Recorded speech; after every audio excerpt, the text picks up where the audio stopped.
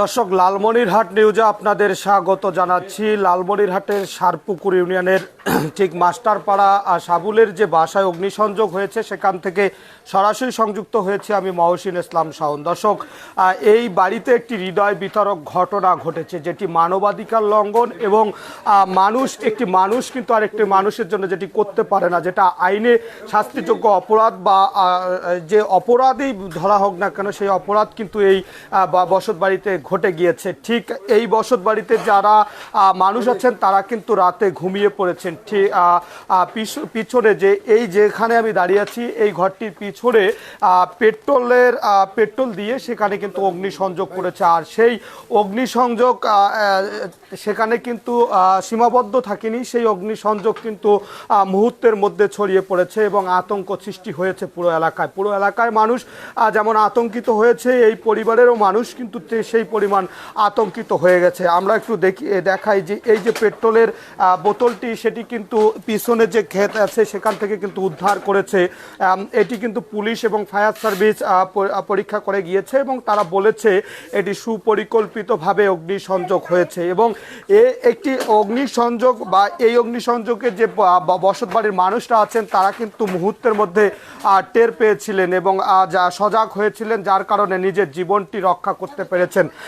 এই বসতবাড়ির যিনি মালিক আছেন তারা কিন্তু তাদের পশু পাখিদের জীবন রক্ষা করতে পারেনি তাদের যে মালামালগুলো আছে, যেসব মালামাল দিয়ে তাদের রুজি রোজগার বা জীবনের যে সাংসারিক জীবনের যে জীবিকা নির্বাহ করে সেটি কিন্তু রক্ষা করতে পারেনি। পুরো এলোমেলো হয়ে গেছে এই পরিবারের যে সংসারের যে জীবনটি।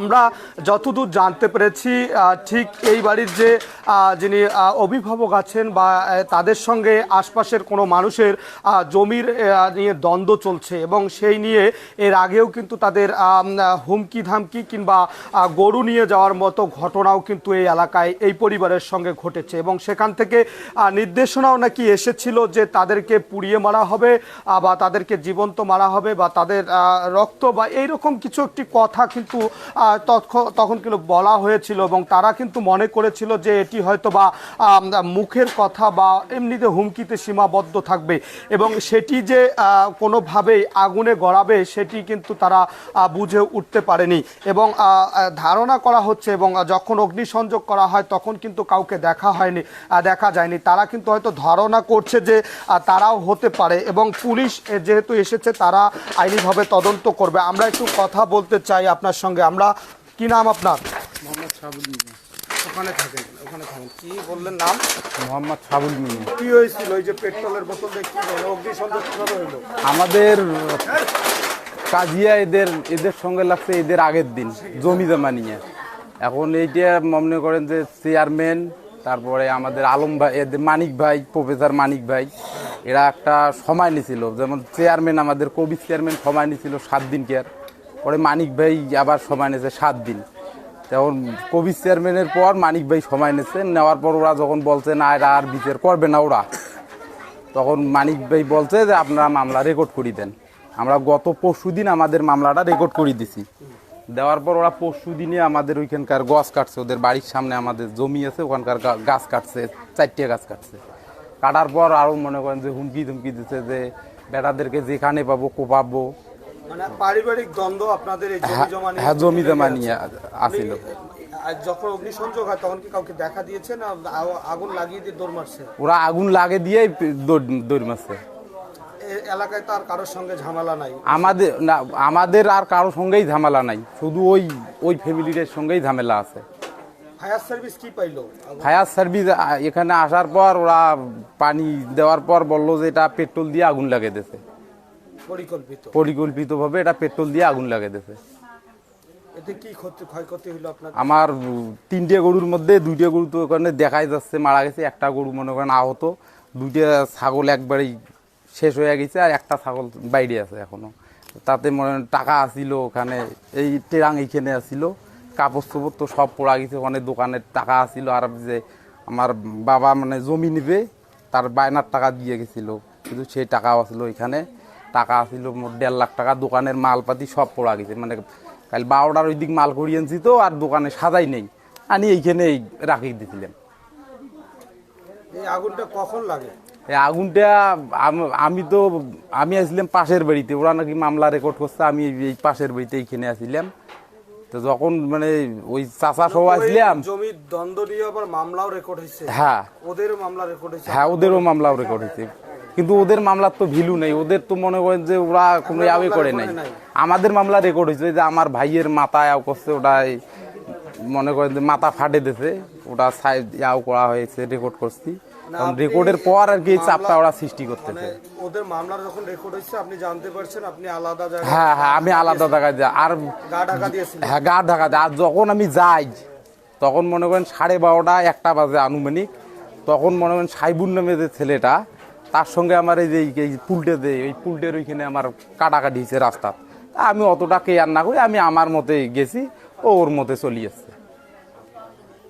ওখান থেকে ধারণা করছেন যে আগুন লাগিয়ে দিয়েছে? হ্যাঁ ওরাই তারপর দেবেন মনে করেন কাল দিনে মনে করেন মাগরিবের আগে আগে সন্ধ্যের আগাগিরা এদিক দিয়ে 3-4 জন এদিক ঘুরছে। আমরা ওইখানে খ্যাত আছে, খ্যাত দেখতে হয়তো আসতেছে। ঠিক আছে। জমি জমা বিরোধ মানুষকে এতটা নিচে নিয়ে যায়, তার ঠিক জানোয়ারের কামড়ে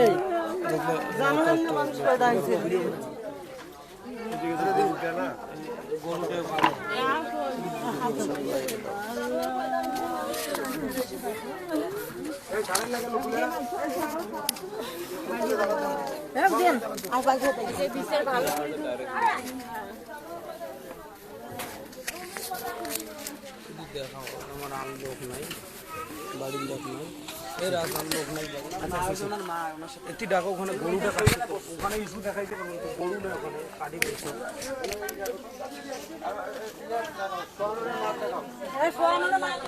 কোনো রক্ত কাটা জড়ানো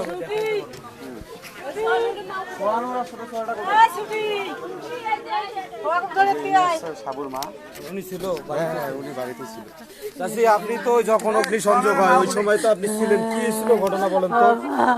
রাজবত টাঙ্গু তুলছে দি বাবা, ওই সারা বাড়ি টাঙ্গু তুলছে। মুই গরু বান্ধিছ, গরু বান্ধিয়ে মুই বাড়ি গেলু, আমি টাঙ্গু তুলি হাত খানা টাঙ্গু তুলছে রে আল্লাহ।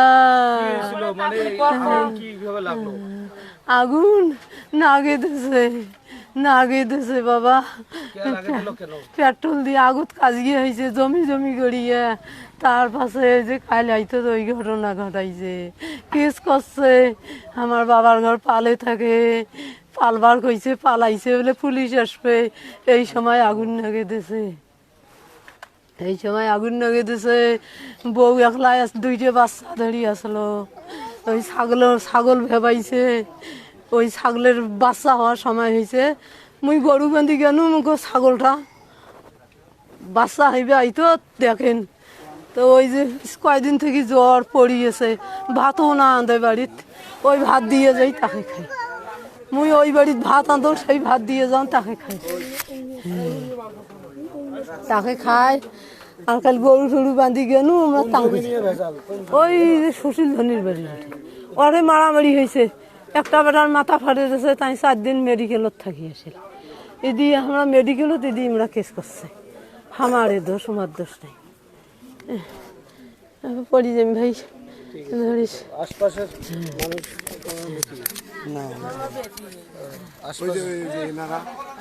আগুন কি 3টের সময় লাগছিল রাতের বেলা? দেখছিলেন? আওয়াজ শুনেন নাই? এটা আগে আইসেন, আগে সমস্যা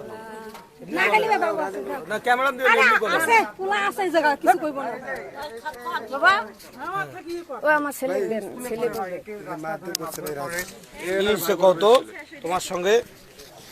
আমি স্কুল যেতে যাচ্ছি, আমাকে রাস্তায় ধরে মারছে। কে মারলো? সাইবুর। এদি রাস্তা দিয়ে আমি আমাদের দোকানে বসেছিলাম, ওদি যাওয়ার সময় ওর থেকে এসে ঘুরিয়ে এসে আমাকে মারছে। আমরা আগুনের বিষয়ে এলাকাবাসীর সঙ্গে কথা বলতে চেয়েছি। এই এলাকায় যে পরিবারের দাপট, এই পরিবারে যেটি জানতে পারলাম যে আগুন ধরিয়ে দেওয়া হয়েছে কিংবা জমির জন্য যে মারামারি করা হয়েছে, এই এলাকার মানুষ কিন্তু ঠিক রাতের বেলা দেখেছিল যে আগুন লাগিয়ে দেওয়া হয়েছে বা আগুন দাউ দাউ করে জ্বলার ভয়ে এতটাই তটস্থ তারা কিন্তু ক্যামেরার সামনে কথা বলতেও নারাজ অবস্থা। যে পরিবার আছে সেই যে পরিবার বর্তমান আগুনে পুড়ে গিয়েছে, সেই পরিবারের যে ছোট্ট বাচ্চা সেই স্কুলে যাওয়ার সময়ও কিন্তু তাকে মারধর করা হয় এবং নানাভাবে কিন্তু হুমকি দেওয়া হয়, গরু নিয়ে যাওয়া হয়, এখানে মেরে মাথা ফেটে দেওয়ার মতো ঘটনাও কিন্তু ঘটে গিয়েছে। যখন দুই পক্ষই আইনের কাছে দ্বারস্থ হয়েছে, দুই পক্ষের মামলা কিন্তু পুলিশ রেকর্ড করেছে, এটি যখন আদালতে বিচারাধীন হবে ঠিক সেই মুহূর্তে এ ধরনের অনাকাঙ্ক্ষিত ঘটনা ঘটে গিয়েছে। এখান থেকে বোঝা যাচ্ছে এই এলাকার মানুষ বা এই পরিবারের সঙ্গে কথা বলে বোঝা যাচ্ছে যে পরিবারের সঙ্গে জমি জমার একটি বিরোধ চলে যাচ্ছে, সেই পরিবার কিন্তু আসলেই এই এলাকায় একটি প্রভাবশালী পরিবার, আর যার ভয়ে এলাকাবাসী থেকে শুরু করে এই এলাকার মানুষও কিন্তু তটস্থ। তারা চাইলে যে কোনো মানুষের সঙ্গে যে কোনো কর্মকাণ্ড করতে পারে, এইরকম বার্তা এই পরিবারে আগুন ধরিয়ে দিয়ে কিন্তু বুঝিয়ে দিয়েছে যে আমরা চাইলে যে কোনো ঘটনা যে কোনো মুহূর্তে আমরা করতে পারি, পুড়িয়ে মারতে পারি। তো এই বার্তা এখান থেকে প্রমাণিত হচ্ছে, যেহেতু ফায়ার সার্ভিস বলে দিয়েছে যে পেট্রোল দিয়ে কিন্তু আগুন লাগিয়ে দেওয়া হয়েছে, এটি একটি পরিকল্পিত আগুন তুলে ধরা হয়েছে। কিন্তু যেটি জানতে পারলাম যে এই জমি জমার বিরোধ ছিল, কিন্তু যখন আগুন লাগিয়ে দেওয়া হয় তখন কিন্তু তা কাউকে দেখেনি এবং ঠিক আগুন যখন জ্বলে ওঠে তখন কিন্তু সেই মুহূর্তটি মানুষ দেখেছে। তো এই ছিল আমার কাছে লালমনিরহাটের যে বসত বাড়িটি আগুনে পুড়ে গিয়েছে, লাখ লাখ টাকা ক্ষয়ক্ষতি হয়েছে তার সর্বশেষ খবরাখবর।